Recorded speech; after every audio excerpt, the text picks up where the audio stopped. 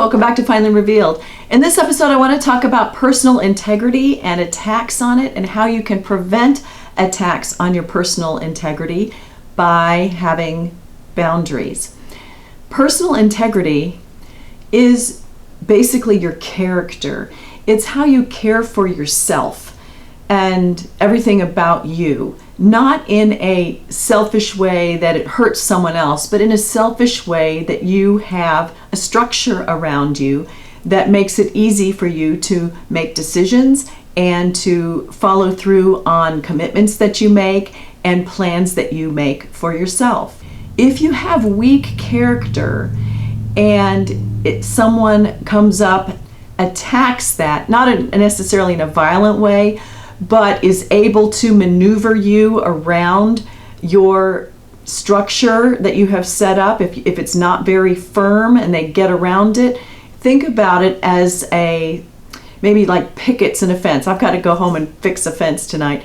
Maybe pieces of a fence that have fallen down. If you don't repair the pieces that are wobbly before they fall down, eventually the whole fence will fall down, because it's all connected.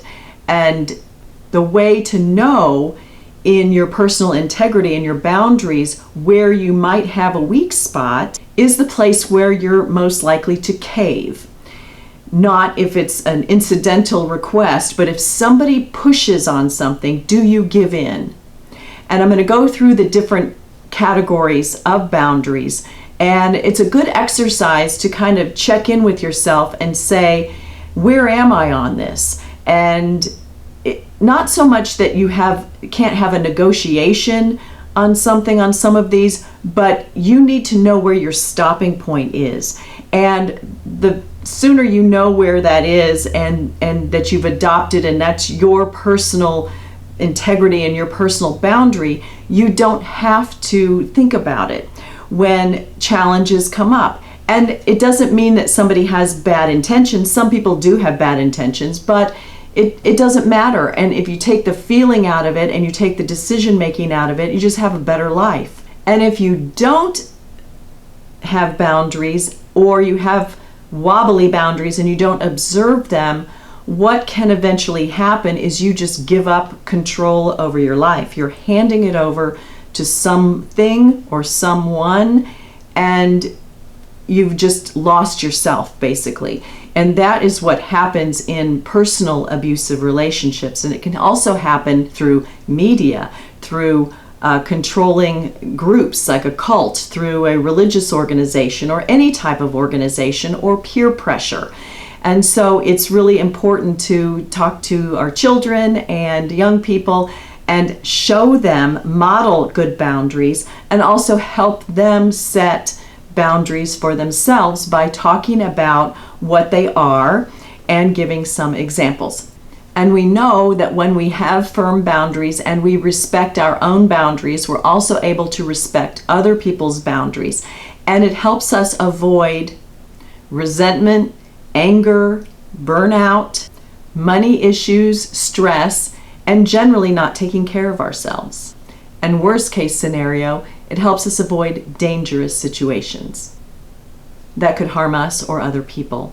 Someone with weak boundaries is more likely to be led, manipulated, and abused, personally, or used to abuse or hurt other people, either directly as a result of the person or thing that they've given control over to, or as a result of repeated manipulation, so that now it's an automatic response and they come to what they perceive as the defense, or they act on instructions of that other force or individual or entity. Now, each person decides for themselves where that stop sign is on the spectrum to coordinate with their boundaries. And different people have different resources, they live different lives than others.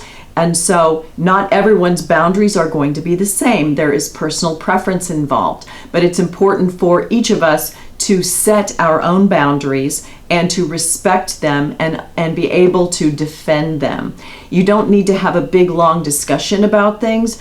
if it's, as I go through these, I think it's pretty obvious, but you just need to say, this is, this is not happening now, or I can't do this now, or no thank you, and just move on. And I've said it many times before, no is a complete sentence. You don't have to be hateful. You can be completely neutral. It's just, you're putting it out there. It's something you don't think about. And the more you exercise your boundaries and get used to the fact that you have made this decision for yourself on how you are going to live, and that's just the way it is, it will garner more respect for you, and you will be treated better. You are, after all, teaching people how to treat you, and the major way you do that is by respecting your own boundaries. How can anyone else respect them if you don't respect them for yourself? So I'm going to go through those now. And you can create more from this list, but I've just gone through what I consider 7 major boundaries. The biggest one for me is time. That is one resource that does not come back, or at least we haven't been able to figure out how to make it come back yet. Maybe that is on the horizon for us. But time that you have promised to someone, time that you need to get something done on it for a commitment that you have made. An easy example is time to go and catch a plane, train, or automobile to go somewhere, something on a strict schedule. You literally have a finite specified period of time, and somebody encroaching on that time is going to prevent you from getting on that plane or that bus or that boat. Likewise, if you have made a commitment, you have a work deadline, somebody coming in to chitty chat with you or ask you to go to lunch, it's not going to work. You just say, I'm sorry, that's not going to work for me right now. Or someone who wants you to come and help them, and they need you for several hours, it's not an emergency, and you have somebody else already asked you and you've now committed over here. You can't be in 2 places at the same time. They'll just have to understand that's your boundary. If you have something that you need to get done on a personal level and people want to take you away from that, and then it's going to interrupt your sleep or your dinner time or something else, I'm sorry, it's not going to work for me this time. Time, I think, is the biggest one to set for yourself, and that's going to come up the most, but get more comfortable with it, and it's going to be a breeze. Number 2 is your physical body. That's something we teach children at a young age. No one should be touching them without their consent. No one should be touching them in certain areas. But it extends a little bit further than that. It can come up with dating. It can come up at work events. Some people are huggers, others are not. Some people will do a fist bump. Some people like to shake hands. Your personal preference is what you should follow. And there should be no explanation needed. And it should go out without saying, but on all of these, we need to not only recognize our boundaries and defend them, but we need to appreciate and respect other people's boundaries as well. So, in addition to physical touch or greetings, strangers, family, friends, or romantic situations, there's also distance. People like to have personal space in an elevator, or when they're speaking, or when they're approaching them in a social situation. And right now, when I'm doing this video, we've had our social distancing. Some people are very nervous. It's not our place to judge how nervous they are. It just respect them. If I see somebody all wrapped up and bundled up, and I just give them extra space. There's no need for me to encroach on their space if that makes them uncomfortable. Number 3 is personal possessions or resources. The number 1 thing here is money. Somebody wants to borrow money, somebody wants to use money, your decision. Do you have extra money for charity? Do you have extra money to loan it out and never see it again? Parents and kids deal with this all the time. I want this, I want that. And parents say no, no, no, no, no. And the kids wonder why. Well, first of all, they're being trained that money is not plentiful at the moment, and getting everything all at once kind of takes the fun out of things. Plus, they're just testing you. But then there are some adults or older kids, or really older kids, who just will take advantage. You're feeding the beast. If you can afford it, great. If you can't afford it, you need to take care of yourself first. Buying people's friendship or letting them convince you that you're buying their friendship and then you can't pay your bills is really not going to help you in the long run. Can lead to lots and lots of stress and other problems. Then you also have other personal property, things being borrowed, what you can share, neighbors sharing tools. When do you need that back? It's fine to loan things out, but do you need that back? Tell them.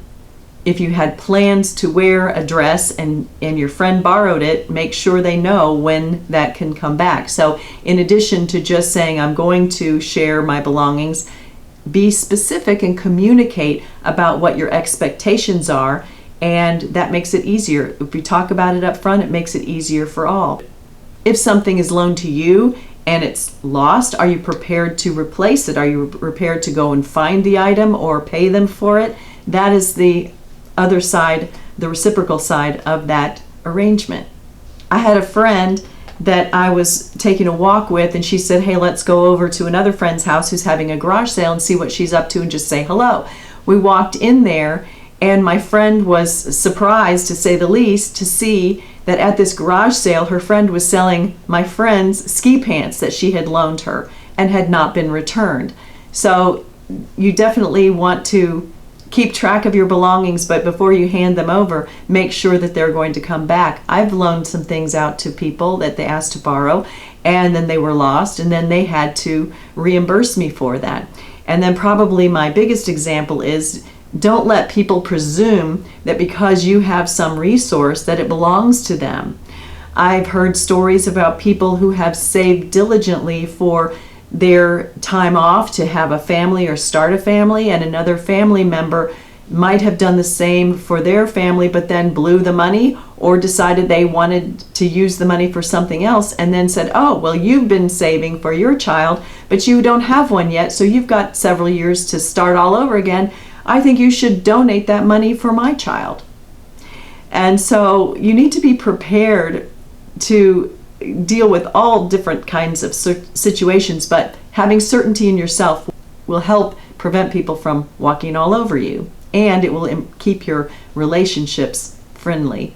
We have professional boundaries where we do not get too personal with people. We don't have personal relationships with people that we are advising, or you think about the doctor-patient relationship, or some of them are by actual ethical rules or legal rules on relations between therapists and patient and things like that. So we want to maintain professional distance and professional relationships, not become too familiar, and don't expect others to become too familiar.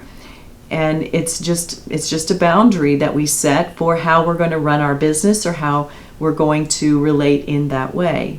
That's also something that comes up in the workplace between and among coworkers, or a boss and someone that they supervise.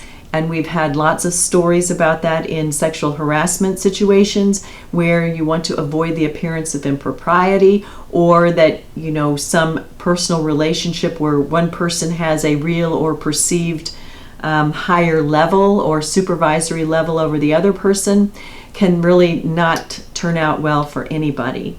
So to address those issues at the beginning and set expectations or avoid them altogether, that's your choice. Emotional boundaries, I don't think they are really discussed too much.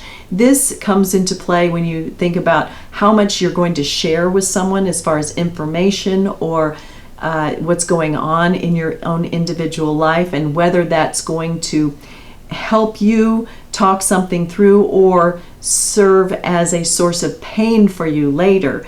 We have people who talk to us about their marital problems or their romantic problems, and oftentimes we just listen and sympathize with our friend and just lock it in the vault because we don't know if they're going to resolve it, and picking sides or coming out in the open and disclosing secrets. So those are the kinds of things on an emotional level that you want to be clear about what is or isn't going to be shared. And then you, for yourself, will need to draw that boundary if it is something that you don't want to share and someone notices things are happening and they ask you questions, you can just say, I'm not comfortable talking about that, or that's private. Another way that emotional boundaries come into play is with energy and people taking energy from you, whether intentionally or situationally, so that you can realize it and preserve your own energy. And this comes into play with reactions or triggers or bad behavior or repeated behavior. And that's another thing for you to look at. If someone is coming at you and constantly disrupting things or causing some type of distress, distance yourself from them and look at the situations where that occurs and avoid them. Sometimes that may come into play when they are acting as a dumping ground for their emotions. They're getting an emotional release and dumping that energy onto you. Is that really helpful? Are you able to deflect it, or are you a person that absorbs it and carries it on with your day? You don't need any extra baggage, and in particular, if it happens repeatedly, that might be something that you want to address in a kind way. Then, by the same token, we want to validate other people's feelings, not attribute to them or expect them to handle situations the same way that we do. And so be gentle with each other and appreciate the fact that not everyone has the same reaction or the same experience. We may be in the same physical space, but we're having different experiences based upon everything else that we have encountered in our lives. So it's good to respect other people's boundaries and give them some alone time and not ask intrusive questions if it clearly is something that is not welcome. I've saved the biggest one, I think, for last, and this is intellectual boundaries, and this covers ideas, viewpoints, and opinions. Everyone has an opinion, and they are entitled to their opinion. You are also entitled to your opinion, and stating that opinion in any type of forum should not be treated as a throwing down the gauntlet for people to come in and chew on the bone. People have social media pages, people have blogs, and some people like to be provocative. Some people like to show and tell, like I do here, find something and present it and make it available for people who might be curious about that topic, or it might be some new information or something that you have put the pieces together and you think that this is a hypothesis that you want to share. It's not presented for a flame for everybody to come and put out. Likewise, you should not be looking for those from other people. If they have a social media page and they say something that you think is curious or you don't agree with, that's their opinion, or that maybe it's not their opinion, and that might be something also to think about, that it's not their opinion. They're just sharing something that they saw, and they might put a question mark or just leave it there to see if anyone else has seen this before. And maybe they do want to solicit comments about it and have a discussion, but some people cannot have calm discussions. Often people will internalize and wrap their ego around a belief or a position, in particular if it involves politics, which I think is completely ridiculous, but it happens, and we all know it happens, and many of us have fallen into that trap before. When people closely align with their beliefs, they see anyone who addresses that belief or something they think is a fact, and if it goes against what they have accepted for themselves as their truth, they see it not as an expression of an idea, but a personal attack on them. And that's where people get triggered in themselves, you didn't do it, and then spew all kinds of things. So it's important for us to recognize our ideas are our ideas, and our viewpoints are our viewpoints. And other people have them also. And to pick and choose who you're going to discuss with, and to pick and choose what your words are, to maybe you want to have a debate, maybe the other person is not capable of doing it, either now or ever. Maybe they're not interested in it. if someone is coming at you and on Twitter or some other social media or in person, and they want to know why you have that campaign sign in your yard, or why you liked some picture on somebody's post, or why you sat next to someone at an event, and they keep coming at you with it, just back away from the situation entirely and move on. Don't feel obligated to jump in and create some big situation, and try not to cause that for someone else as well. So the better that we can recognize the different types of boundaries that there are, and these are just 7 that I chose. You might have some very specific ones, and practice those with your family, practice those with your kids and yourself, and think about how they come into play. Where have your disagreements or issues arisen, and is it around one of these boundaries or a different one? Life changes, and we change, and our circumstances change, and sometimes that will result in our boundaries changing, and where you might have had more a free-flowing situation before, but now your life situation has changed and you need to firm up some of these boundaries or change them. That's your free will at work, and that is your life and how you are creating your life. And if that boundary has changed and someone doesn't like it, just say, well, circumstances have changed, I have changed, and this is what I'm doing now. And so I hope that you will respect my ability to run my own life. So I hope this was helpful. If it was, or gave you something to think about, give me a thumbs up. Share this with anyone it might benefit. Leave comments and questions below. Subscribe to see the other videos, and come back and see me next time. Thanks for watching.